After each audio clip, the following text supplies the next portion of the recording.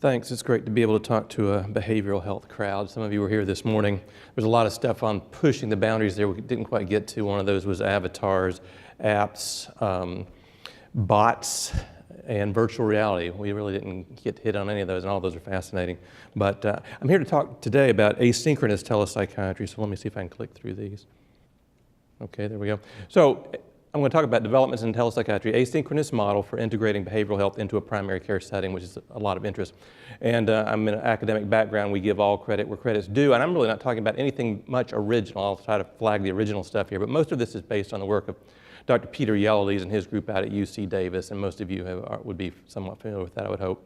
It kind of started with a paper that came out in 2010, and this was sort of the disappointing thing about this is that this came out in 2010, and here we're still talking about it, and it's not common usage, but he pioneered a lot of this stuff on grant funding. So Dr. Davis and his group is very effective at getting that sort of support. Other programs kind of struggle. He's also in the shadow of Silicon Valley, so I mean, they get lots of neat toys without even working for it. I mean, they had Google Glass beta test versions basically floating around there forever, and we have to pay cash for everything we get. So, but that's sort of Dr. Yellow's background. I want to give him the credit for sort of innovating this. I think a lot of people were thinking in parallel tracks, but he's the guy that said it first, so I want to be very clear on that.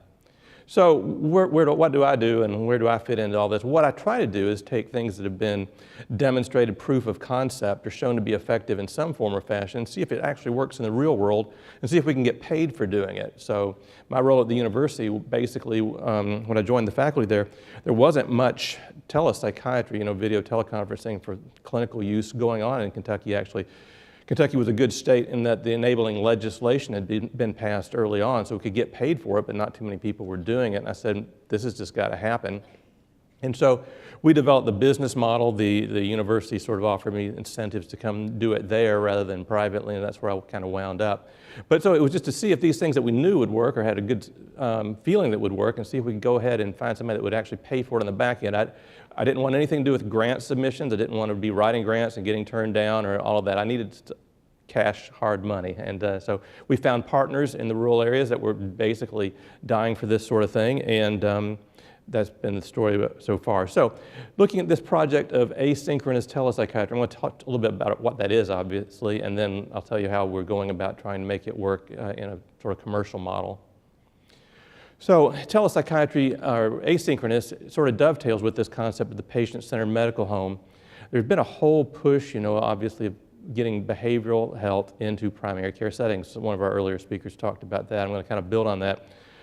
Traditional approaches to support primary care providers, we've had lots of different things. We've done direct consultations and assessments. We've had mental health, behavioral health go into primary care settings and be physically co-located there.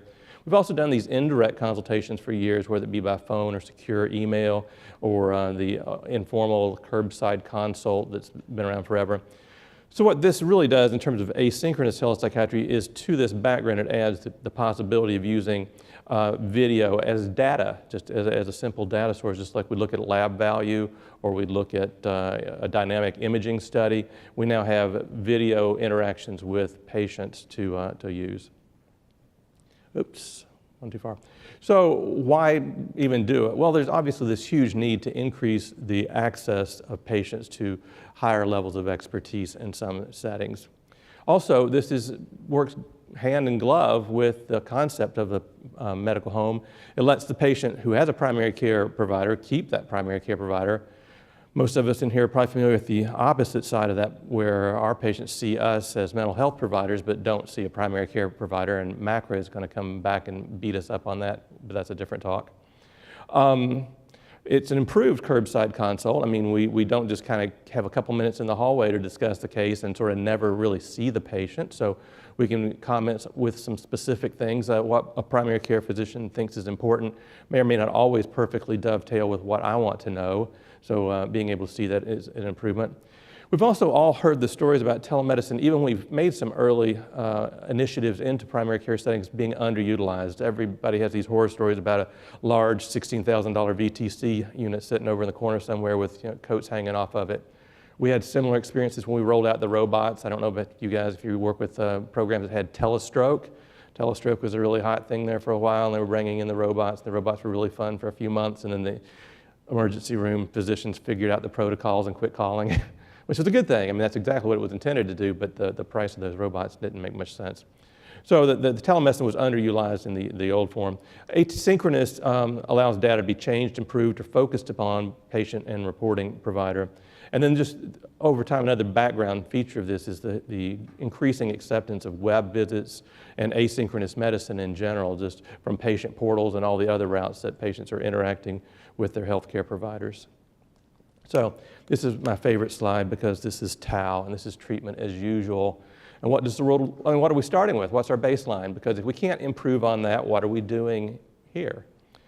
And so treatment as usual at my place looks like this. A primary care physician evaluates a patient with a psychiatric disturbance of some sort in their clinic. They hopefully try a couple of their favorite tricks, and most of those patients respond. If somebody gets better on 20 milligrams of Prozac and comes in and sees them every 3 months, I don't need that patient in my caseload. That's not what I want to do. That's not what I want to see. But it doesn't always work out that way, and a certain number of the patients that are seen by primary care providers will exhaust their bag of tricks. They'll try their 2 or 3 first-line antidepressants on them. They may try some referral to a social worker that the patient doesn't attend or for whatever reason. At some point, it reaches a level where the primary care provider says, you got to go somewhere else. We got to escalate care here a bit. And that's as it should be, but the problem occurs next is that they say, go out front, talk to the receptionist, schedule an appointment with the psychiatrist over at the university, and we'll see them in 12 to 16 weeks. That's our typical time to first appointment. Now, I'm not seeing a formal thing, but informally, when I talk with people, that's pretty typical. I think that time to get in to see a psychiatrist first appointment, we don't know you, we've never seen you before, 12 weeks kind of works out. So that's what treatment as usual is looking like in a lot of cases. So next question, I think, would be, well, if asynchronous is so great, why are we not already doing it all over the place? And the answer to that is, as you've already guessed, is we don't get paid for this, do we? We tend to do what we get paid to do, sometimes at the expense of doing things that we know work. And there's no reason to think this won't work, but we certainly know we don't get paid for it at the moment. So who would this be tempting to, and why would we do it? Well, it turns out that because treatment as usual currently is such a unsatisfactory situation that lots of opportunity exists. And the people who I think can realize and see this opportunity are folks who are dealing with capitated patient populations, who are looking at a fixed sum of money. They are forced to deal with that patient population and their illnesses in the most efficient manner possible. Now, part of me kind of recoils at that because I want to take care of patients in the best clinical way possible, and the finances should just take care of themselves, right? And I rode a unicorn in here this morning, and he's parked somewhere. Some of the fantasies of what ought to be true just don't work out in the real world, and so I'm all about the real world here.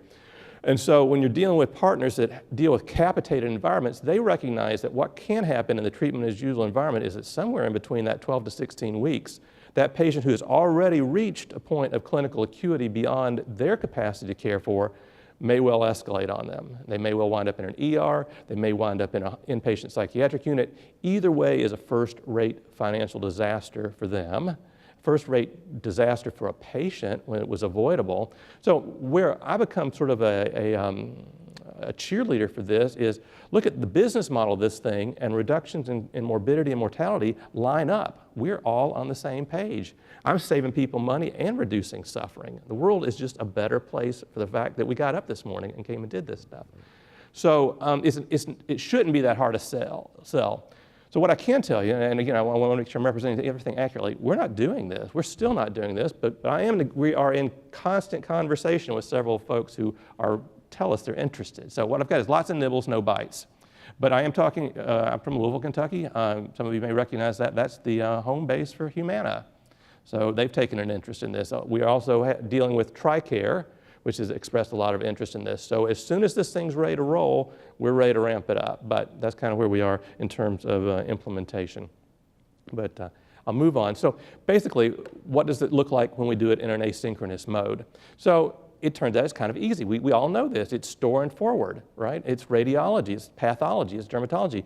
Physicians do this stuff already and do get paid for it. Why shouldn't we? So it's the 4 steps, and this is not unique to mental health. This applies to all of these other things I talked about. A clinical examination is ordered. That's what the primary care doctor does when he says, go see the psychiatrist. Structured data is captured at the exam and sent to an expert. That's hopefully me. The expert reviews the data, writes an opinion. The opinion is sent back to the originating provider who may further discuss with the expert as required. Again, that crosses all disciplines. This is just asynchronous. And to better sort of walk you through it, so what's happening here is, in treatment as usual, where that patient was said, go out front and schedule and see Dr. Caudill in 12 to 16 weeks, instead they say, go in the room next door. We're going to send the least trained clinical person in the building over next door to talk with you. They're going to ask them 20 questions or so, whatever we have submitted for that particular clinical scenario. The whole encounter is captured on video recording. And as you see here, you can walk through the workflow. I mean, you guys can read this. It's pretty self-explanatory. But basically, so they capture the data through the structured interview here. We can see the facial reactions of both the patient and the interviewer. We send all of that material through a HIPAA-secure electronic transmission. And the receiving psychiatrist sees that material and views it on their own system. They make clinical impressions based on that, and then they can send messages back to the referring psychiatrist. It works really well if they're on a shared electronic health record, but that rarely happens. My university is on 5 different EHRs. So when I'm in recruiting mode for our residents, I say, well, you're going to get to learn 5 different EHRs while you're here. How wonderful. And the downside, of course, is they have to learn 5 different EHRs while they're there. The workflow, just looking at it a different way. Primary care sends it, this virtual visit takes place on camera, video stored on video files, sent. Again, all this has to be HIPAA secure, working through with business associate agreements, lots of different platforms out there that will allow for this to occur. Consult note goes back. Lots of things to be in that consult note, by the way. So what I like to have is, first off, obviously the video is important, but I also like to have the last progress note from the visit, and then I would request that the clinician making the referral give me the consultation question. What is it? If I only answer one question for you today, what's that one question going to be? If it's medication related, fine. If it's going to be resource related, fine. Just let me know what we need to focus in on. And so there's a few technical requirements, that are probably worth mentioning. The video camera, though, everybody here does this stuff, so it's mostly the kind of stuff you would already have around. It's any good high-resolution camera can be attached to the laptop. The echo cancellation stuff and the audio recording, because you're recording a room as opposed to me standing right on top of a microphone, sometimes that's an aspect. There are third-party programs, that you can get to do that. Wide-angle lens is useful. You don't really need pan, tilt, and zoom for this sort of thing. The exam room size is the same way you would set it up for most things. Lighting is nothing special. Webcams now these days work well. You should just test it. This is the sort of physical layout that Dr. Yellowlees proposes. As you know, that needs to adjust that. This is Steve Chan, one of his star residents, sort of playing the role of an examiner with the patient, and that's sort of what it looks like. They've got the 2 cameras in this instance set up because Dr. Yellowlees likes to have his report out like this so that you can see a separate facial image of the patient separate from the clinician. And that's Dr. Yellowlees' setup. That's actually him in the picture there. You can see he likes a dual monitor. He has the EMR on one side. He has the report he's writing on the other side. He's viewing the clinical encounter with a 3rd screen. And so the interview, just things that you would look for in any sort of thing, it's a data element at this point. So do you have good resolution? Can you see what you need to see?